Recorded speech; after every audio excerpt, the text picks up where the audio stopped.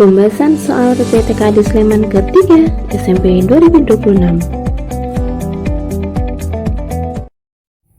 Ketemu lagi, terima kasih yang sudah bertahan sampai bagian terakhir ini untuk pembahasan PPTK di 4 Bahasa Indonesia Sleman. Kita lanjut ke 21, ini sebenarnya masih teks yang sama dengan soal nomor 20 ya. Jadi kita bisa masih teringat gitu teksnya tentang apa gitu.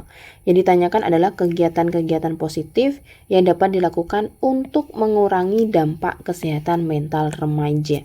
Ingat, yang ditanyakan yang positif, tujuannya mengurangi dampak kesehatan mental remaja. Dampaknya kan banyak tadi, menurunnya prestasi belajar gitu, ada di bagian ketiga ya teman-teman. Kalau ingat tadi terkait dengan Bagana, mengalami penurunan prestasi belajar, menarik diri dari pergaulan, bahkan terlibat dalam perilaku resiko.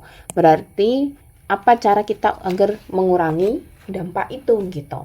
Kita lihat yang pertama, membatasi penggunaan media sosial dan lebih sering berinteraksi di dunia nyata dengan teman-teman sebaya. Tentu ya harus kita batasi, bukan tidak menggunakan, tapi dibatasi.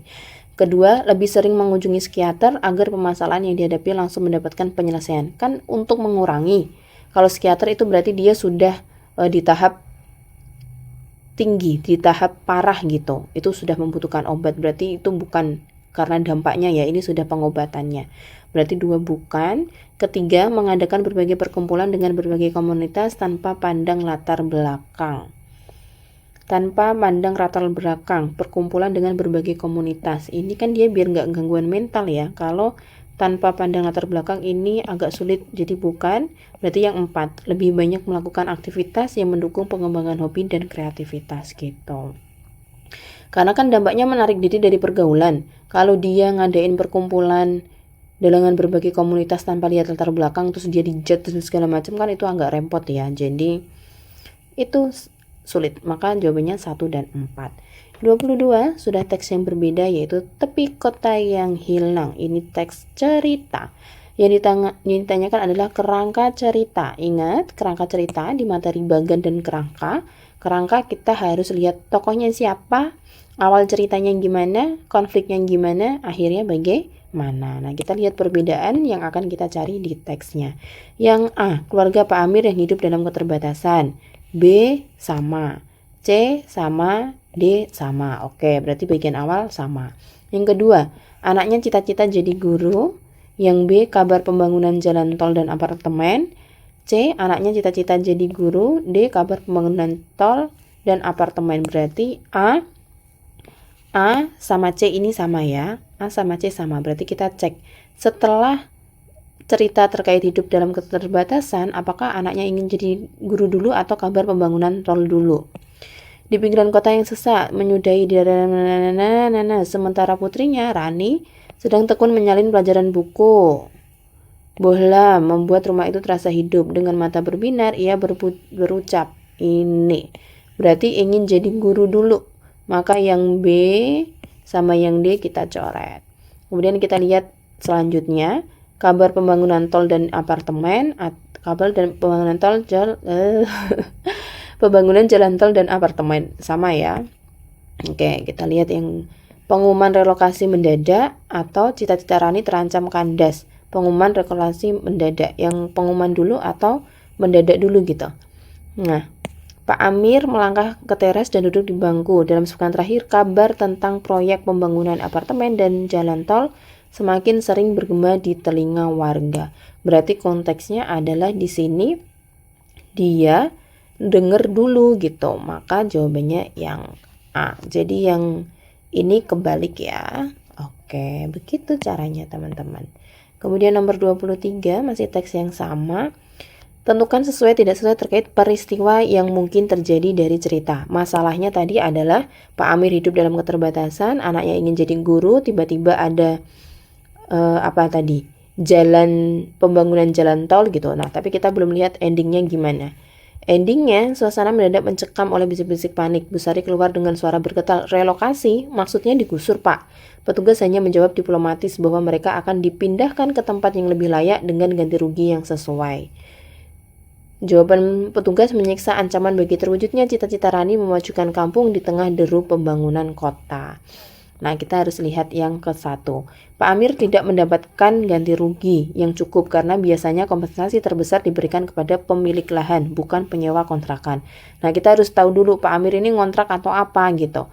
Tadi di pembahasan sebelumnya kan ini ada di kalimat kedua paragraf 1, dari dalam rumah kontrakan. Nah, berarti kan Pak Amir ngontrak. Kalau itu direlokasi, otomatis Pak Amir nggak dapat ganti rugi kan teman-teman, karena kan dia yang ngontrak, dia yang nggak punya lahan, maka jelas ini sesuai. Kemudian yang kedua, Bu Sari akan semakin laris jualan nasi uduknya di tempat relokasi karena pelanggannya pasti lebih banyak daripada kontrakan lama. Enggak, jelas enggak. 3, Pak Amir berisiko kehilangan sumber penghasilannya sebagai penarik becak di tempat relokasi karena harus mencari pelanggan dan rute baru. Iya, kalau dia dipindahkan gitu, atau dia harus pindah karena kan kontrakannya digusur, atau dia harus pindah gitu, maka ini sesuai gitu. Kemudian yang ke-24, nilai moral yang relevan untuk diterapkan oleh siswa dari peristiwa yang terdapat dalam cerita. Nah, ceritanya ini berarti nilai moral pesannya ya, amanatnya terkait dengan hal tadi.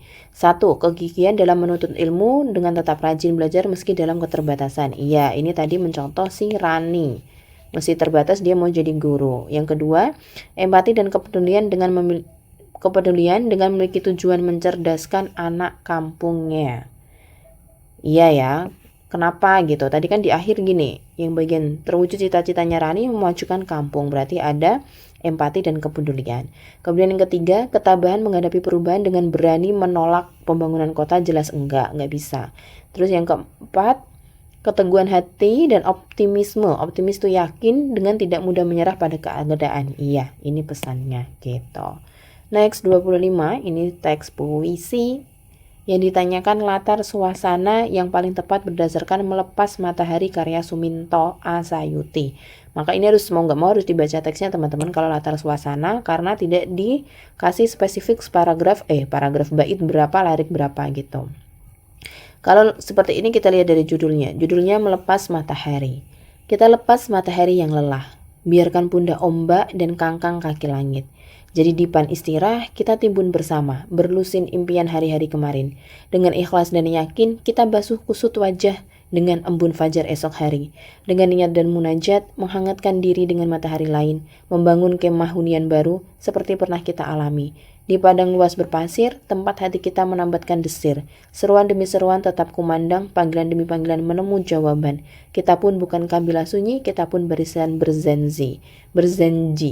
Selamat menemu harapan dan tuju. Nah, kita lepas matahari yang lelah, biarkan pundak ombak dan kangkang kaki langit. Kayak seolah-olah kita harus pasrah. Jadi dipan istirahat. Dipan itu tempat tidur itu loh teman-teman. Yang buat naruh kasur, itu namanya dipan. Kita timbun bersama, berlusin impian hari-hari kemarin. Jadi yang kemarin-kemarin udah abaikan gitu. Nah, kita berarti lihat secara pilihan jawabannya ya. Yang A, duka dan keputusasaan karena kehilangan harapan di masa lalu, enggak. Karena di akhir ada selamat menemu harapan dan tuju, berarti ini masih ada pengharapan. B, perenungan yang penuh harap untuk memulai kehidupan baru, bisa ya kita kunci. Karena kan kayak yang kemarin apa itu kan direnungkan, kemudian ada harapan di sini. C, kemarahan, enggak ada kemarahan. D, ketakutan, enggak ada. Ya sudah, jawabannya yang B, itu latar suasananya. Next 24. Citraan auditif. Auditif itu pendengaran teman-teman. Ini teman-teman harus hafal citraan ada berapa. Nanti bisa dilihat materinya ya. Citraan. Pendengaran berarti kita lihat kalimat yang bisa kita dengar. Kita lepas matahari yang lelah. Lepas itu tidak ada kaitannya. Menghangatkan diri dengan matahari lain. Ini tidak, ini perabaan. Membangun kemah hunian baru, ini gerakan ya. Karena kan membangun. Kemudian seruan demi seruan tetap kumandang, maka yang D gitu. Kemudian ke nomor 22 masih puisi yang sama. Yang ditanyakan ungkapan perasaan siapa yang paling sesuai dengan isi puisi. Nah, isi puisi tadi latar suasananya terkait dengan perenungan dan harapan, maka harus kita lihat. Evan, tokoh dalam puisi itu mengalami kesedihan mendalam. Tadi nggak ada kesedihan mendalam teman-teman ya. Tidak ada kesedihan yang mendalam, maka Evan jelas enggak. Maka B coret. Vanilla. Kalau saya dalam puisi itu kita diajarkan untuk ikhlas dan optimis untuk memulai harapan baru secara bersama-sama di hari esok. Bisa, kita kunci dulu. Galih, ada kemarahan? Enggak. Tetapi menurut pendapat saya si tokoh mengalami ketakutan. Berarti Gali sama dia enggak. Ya sudah, jawabannya Fania. Ini sama dengan latar suasana tadi, ya. Oke. 28 sudah teks yang berbeda. Kalimat yang mengungkapkan suasana haru. Haru itu bangga, kagum, senang, saking senangnya itu haru. Karena ini sudah ada kutipannya di pilihan jawaban, berarti tidak perlu kita lihat teksnya. A. Ratu Bidadari menemukan wajah yang mendung menggelantung, wajah penduduk usia senja yang tak pernah senyum. Ini nggak mungkin terharu, pasti sedih. B. Maaf Ratu kalau kami lancang, sudah cukup lama kami, para orang tua ini tidak bertemu satu sama lain. Selama ini pertemuan-pertemuan hanya diadakan untuk anak-anak muda. Jawab kakek dengan menunduk, ini kesedihan. Ia dan Oki tertegun, matanya membelalak melihat bangunan kastil. Membelalak berarti terkejut bukan, berarti ya udah yang D. Berkaca-kaca melihat kegembiraan. Nah itu terharu. 29. Berdasarkan itu, tentukan sesuai atau tidak sesuai. Apa yang akan dilakukan Ratu Bidadari untuk lebih memperhatikan para penduduk usia senja gitu. Berarti konteksnya memperhatikan yang usia senja. 1. Ratu Bidadari akan memberikan tugas kepada penasihat istana untuk mengajari penduduk usia senja kegiatan ini agar mereka tidak bosan. Bisa ya. Kemudian yang kedua, setiap hari Ratu Bidadari akan mengutus Nirmala dan Oki untuk selalu bermain sulap. Masa setiap hari gitu? Enggak. Ratu Bidadari akan membuka ruang terbuka yang digunakan berkumpul penduduk usia senja agar lebih banyak aktivitas di luar rumah, tentu. Kan biar enggak bosen. Setiap saat akan mengirimkan makanan yang enak-enak. Tidak. Ya sudah, maka jawabannya 2 dan 3 yang sesuai.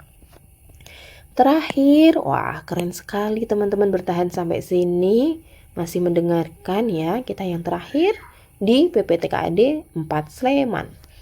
Pendapat mana yang sesuai untuk menggambarkan unsur pembangunan karya sastra atau unsur intrinsik? Berarti harus kita cek satu-satu kalau seperti ini. Yang pertama, isi cerita menghibur meski bersifat tidak nyata karena teks tersebut berjenis dongeng. Jenisnya dongeng. Ini dongeng ya, Oki sama Nirmala ini, pesta penduduk, teks fantasi berarti iya, benar. Menghibur meskipun gak nyata gitu. Yang kedua, alur yang digunakan berjenis alur mundur, sehingga menambah kemenarikan. Kalau di akhir tadi penduduk tua merasa gembira, sedangkan di awal tadi mengadakan ini, nah ini kan bukan mundur ya, tapi dia alurnya harusnya maju, maka 2 salah. 3, meskipun teks fantasi, memuat pesan moral yang sangat indah, yakni lebih berbakti pada orang tua. Ya. 4, amanah cerita disajikan secara tersurat sehingga memudahkan. Nah, enggak ya. Ini tersirat. Kalau secara tersurat itu langsung kayak misalnya, oleh karena itu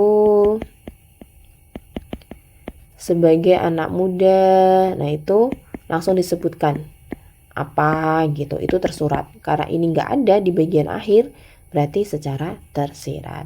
Demikian teman-teman, terima kasih sekali sudah mendengarkan pembahasan ini sampai selesai. Mohon untuk komentarnya jika ada pembahasan saya yang kurang tepat atau ketika saya mencentang, mencoret itu juga kurang tepat gitu ya. Kadang apa yang dipikirkan diucapkan sama yang dikerjakan tangan ini kadang kurang sinkron gitu, apalagi kalau ke distract. Terima kasih sekali untuk perhatian teman-teman. Semoga ini membantu ya teman-teman dan bisa membuat mengerjakan TKA Bahasa Indonesianya lebih mudah gitu. Untuk materi-materi yang tidak bisa saya jelaskan secara utuh, karena itu nanti akan selalu berulang teman-teman. Jadi saya buatkan secara khusus sendiri video-videonya, jadi bisa ditonton dulu sebelum melihat pembahasannya. Begitu. Terima kasih. Sampai bertemu di pembahasan selanjutnya. Sukses selalu. Saya akhiri. Wassalamualaikum warahmatullahi wabarakatuh.